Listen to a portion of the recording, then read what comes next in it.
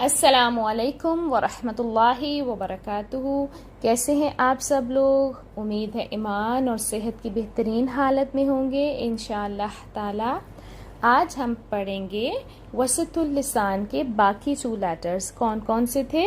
शीन और या, क्योंकि जीम तो हम लास्ट लेक्चर में पढ़ चुके हैं।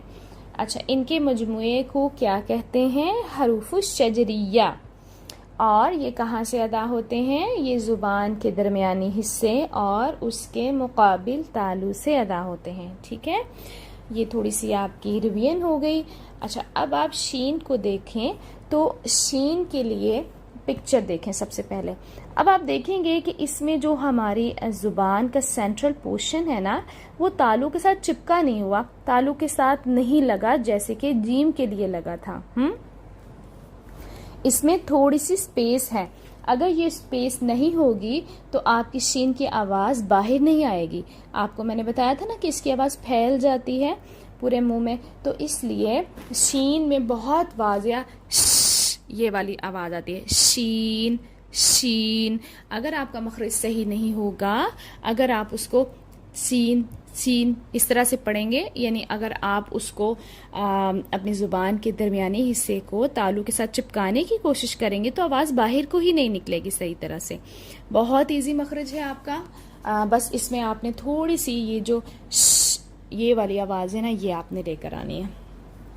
नेचुरली ही आ जाती है, इसके लिए कोई स्पेशल आपको एफर्ट नहीं डालनी पड़ेगी इंशाल्लाह ताला। इसलिए इस मखरज की आपने प्रैक्टिस कैसे करनी है? अश, इश, उश, अच्छा, ठीक है, इस तरह से। और दूसरी बात ये कि बस आपने ध्यान रखना है कि आपकी ज़ुबान जो है ना वो ऊपर तालु के साथ टच ना हो। ठीक है, ये तो हो गया हमारा शीन। अच्छा, अब आ जाते हैं या पर। या के मखरज के लिए भी आप उसकी पिक्चर को देखें ज़रा। अब जब हमने जीम पढ़ा था तो थोड़ा सा ज़ुबान का जो हमारा सेंट्रल पोर्शन है ना, उसका थोड़ा सा अगला हिस्सा इस्तेमाल हो रहा था। जब हमने शीन पढ़ा तो हमारा थोड़ा सा आगे वाला हिस्सा इस्तेमाल हुआ। अगर अब आप या की पिक्चर को देखें तो बिल्कुल सेंट्रल वाला पोर्शन आपका यूज हो रहा है। ठीक है, तो इसको क्या करना है? अब आपने इसको भी आपने तालु के साथ नहीं लगाना, बल्कि इसमें जो स्पेस है ना वो तो शीन के मखरज से भी ज्यादा आपको नजर आ रही होगी। बिल्कुल जैसे वाई की आवाज होती नहीं है, या जैसे हम कहते हैं योक। ठीक है, तो ये यो वाली आवाज आनी चाहिए।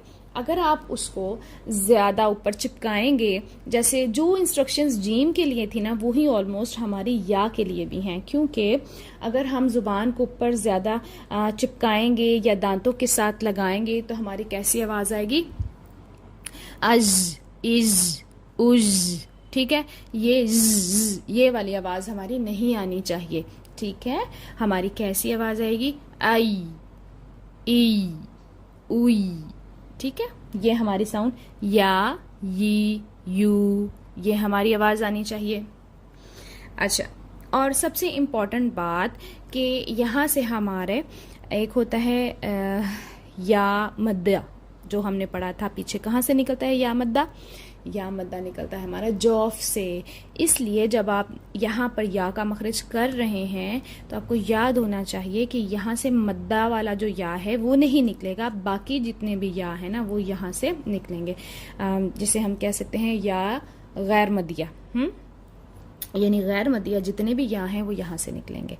तो आपने इसकी भी बहुत अच्छे से प्रैक्टिस करनी है। बिल्कुल लाइट रखिएगा या को, और ऊपर तालु के साथ आपने नहीं चिपकाना। वीडियो के साथ प्रैक्टिस करें। अल्लाह ताला आप सब लोगों की मदद फरमाए। जज़ाकमुल्लाहु खैरन कसीरा।